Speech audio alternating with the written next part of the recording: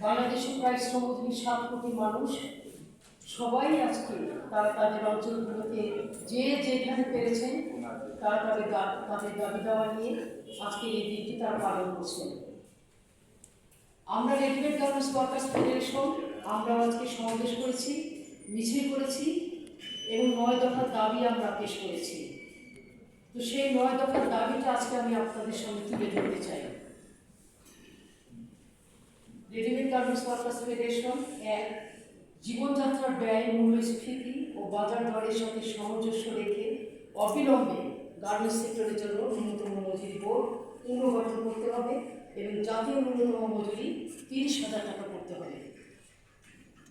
2, 8 ঘন্টা কর্মদিবস কঠোরভাবে নিশ্চিত করতে হবে এবং অতিরিক্ত কাজের ন্যায্য ও আইনসম্মত মজুরি প্রদান করতে হবে। 3, নারী শ্রমিকদের জন্য 6 মাসের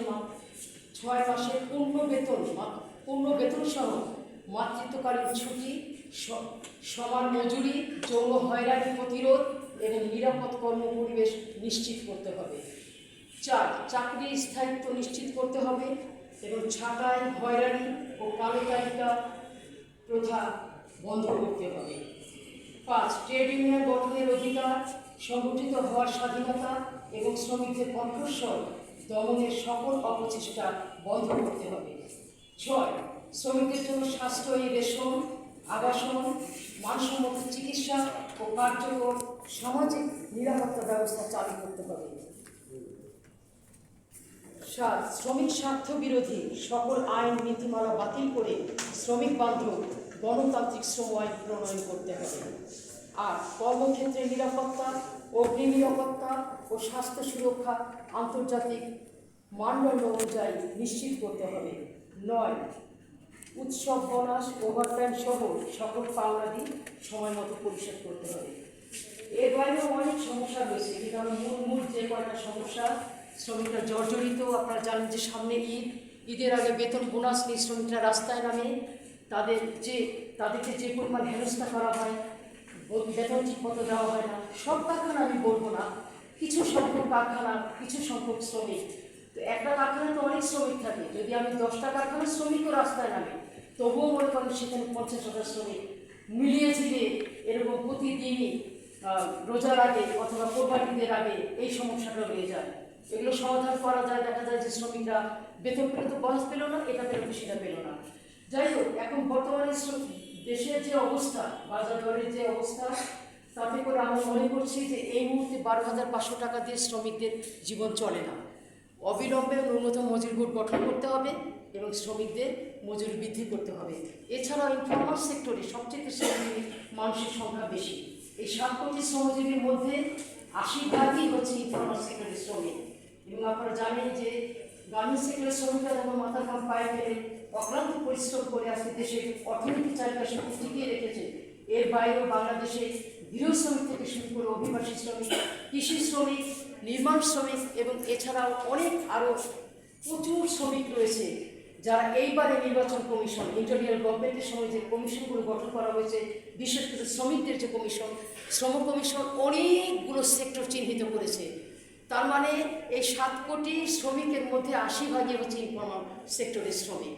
তো এই শ্রমিকদেরকে অন্ধকারে রেখে তাদের দাবি দাওয়া আদায় না করে কখনোই একটা জাতি বা দেশ কখনো এগিয়ে যেতে পারে না। বাংলাদেশের শ্রমজীবী মানুষের সংখ্যা সবচেয়ে বেশি এবং শ্রমজীবী মানুষরাই আজকে দেশের অর্থনৈতিক চালিকা শক্তি টিকিয়ে রেখেছে আজকে। অথচ তাদের অধিকার, তাদের দাবি দেওয়াগুলো কোনো সরকারই তেমনভাবে যুগোপযোগী করে তুলতে পারেনি। ইন্টারিয়ার গভর্নমেন্টের সময় নানা রকমের কমিশন গঠন করা হয়েছে, তার মধ্যে শ্রম সংস্থা কমিশন গঠন করা হয়েছে। সেখানে আমরা প্রতিটা সংগঠন, জাতীয় এবং জাতীয় ছাড়াও আমাদের সেক্টরাল ফেডারেশনগুলোর কাছে লিখিতভাবে আমরা সরকারকে আবেদন করেছিলাম কোথায় কোথায় শ্রমিক স্বার্থ বিরোধী আইন রয়েছে সেই আইনগুলোকে সংস্কার করার জন্য। অবশ্য ইন্টারিয়ার গভর্নমেন্ট শ্রম সংস্কার কমিশন সেটা তারা আমলে নিয়েছেন এবং তারা সেটা একটা নীতিমালা পাশ করেছিলেন। কিন্তু আমরা দেখতে পেলাম অত্যন্ত দুঃখের সাথে এই গত সংসদে নতুন সরকার তারা এসেছেন, তাদের সংসদে আমাদের অনেক যে আইনগুলি তারা পাশ করেছিলেন সেগুলো থেকে অনেক আইন তারা বাতিল করেছে। আমি এর ব্যাখ্যা দিতে যাবো না এখন, কারণ এগুলো দিতে গেলে অনেক লম্বা সময়ের ব্যাপার। তবে আমরা আসলে বলতে চাই শ্রমিকদেরকে এইভাবে, যদি শ্রমিকরা গণতান্ত্রিক শ্রম আইন না হয়, শ্রমিক বান্ধব যদি সরকার না হয়, তাহলে শ্রমিকদের দুর্দশা, শ্রমিকদের এই সমস্যা থেকে কোনোদিন শ্রমিকদের নিরসন হতে পারবে না, মুক্ত হতে পারবে না। এত বড় একটা সেক্টর, এত শ্রমজীবী মানুষরা যে বাংলাদেশের কাছে চালায়, তাদেরকে অন্ধকারে রেখে তো পিছিয়ে দেশ এগিয়ে যেতে পারে না। তো আমি নতুন সরকার যারা এসেছেন তারা নতুন হলেও এর আগে তিনবার এই দেশ রাষ্ট্র পরিচালনা করেছেন, এবার এনে 4বার। তা আমি মনে করি বর্তমানে যে প্রধানমন্ত্রী রয়েছেন তাদের কাছে আমরা দাবি দেওয়া তুলে ধরেছি, এবং আমরা মনে করি যে আসলে তাকে শ্রমিক বান্ধব সরকার হতে হবে। শ্রমিক বান্ধব সরকার না হলে শ্রমিকের ভাগ্যে পরিবর্তন হবে না। আমরা যতই নেতারা বলি, এখানে আবু ভাই আছেন, তহিদ ভাই আছেন, আমরা সবাই দীর্ঘদিন ধরে এই শ্রমিকদের আবাসনের জন্য, রেশনের জন্য, গণতান্ত্রিক শ্রম আইনের জন্য যে লড়াই সংগ্রামটা করে আসছি, সেটা যদি বাস্তবায়ন না হয় আর কবে হবে? 40 বছর পার হয়ে যাচ্ছে পোশাক শিল্পের বয়স, অথচ শ্রমিকদের এখনো দাবি দেওয়া তাদের পূরণ হচ্ছে না। যাই হোক, আমি আর কথা না বাড়াই, আরও অনেক বক্তা রয়েছে, এমনিতে দেরি করে প্রোগ্রামটা শুরু হয়েছে। আমি আসলে আমাদের এই যারা আয়োজক তাদেরকে ধন্যবাদ জানাই, বিশেষ করে যেহেতু সাংবাদিকরা, তাদের সংস্থা, সংবাদ মাধ্যম অনেক শক্তিশালী মাধ্যম, তাদের কলমের মাধ্যমে, তাদের লেখনের মাধ্যমে এই সমস্যাগুলো তারা তুলে ধরবে, এবং তারা যদি সঠিকভাবে বিবেচনা করে, তারা যদি দেশের মানুষের পাশে দাঁড়ায়, শ্রমজীবী মানুষের পাশে দাঁড়ায়, তাহলে শ্রমিকদের ভাগ্যে পরিবর্তন হবে। আমরা তো লড়াই সংগ্রাম করবই, আমরা তো লড়াই করি, ফাইট করি, সেটা তুলে ধরার দায়িত্ব হচ্ছে সাংবাদিক ভাইদের। তাদের কলমের খোঁচাই সারা রাষ্ট্র মরে যেতে পারে।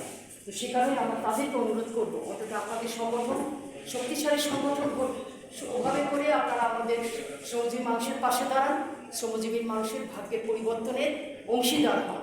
ধন্যবাদ সবাইকে।